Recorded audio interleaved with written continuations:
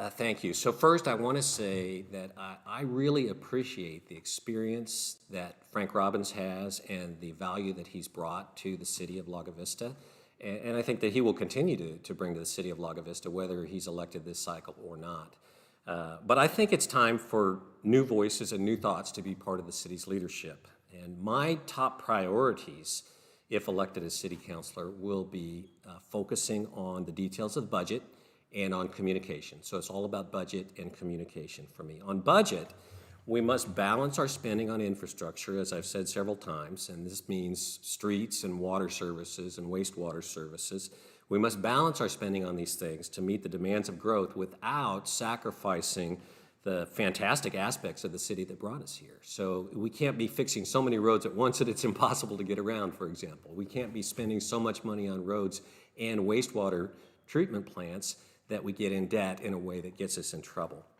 The reality is we just can't afford to do all of these things at the same time and invest in new parks and major golf course upgrades and major investments in our city hall and upgrades to the airport. It would be great to do all these things, but we've got to have a master plan and we've got to do it in a logical sequence and a way that fits our budget.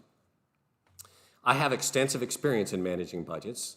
I've worked for over 30 years in an industry where I had sometimes tens of millions of dollars and I had sometimes 2 to 3 times that I wanted to do. I understand what it means to prioritize your desires and desired plans and only do the things that are most important. Secondly, on communication, I'm open and available to talk to all citizens.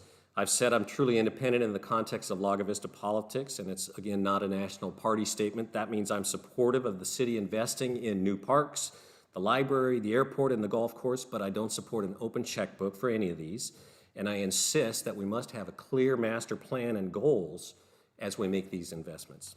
My intention is to bring a change in mindset to the council. We need to dramatically increase our level of listening to input from all voices and start clearly and publicly explaining our decisions. The reality is not many of our citizens have the time or the energy to sit through a city council meeting or to watch the YouTube recording, and unfortunately, many of our citizens are clearly telling us the council is not listening to them. I will be active in communicating in other ways besides the traditional YouTube video participation in city council to communicate with our citizens and learn from them, and I will intentionally bring a voice of all citizens into the council. I thank you for your consideration. This is Paul Prince for Place 6 of Lago Vista City Council. Okay, thank you.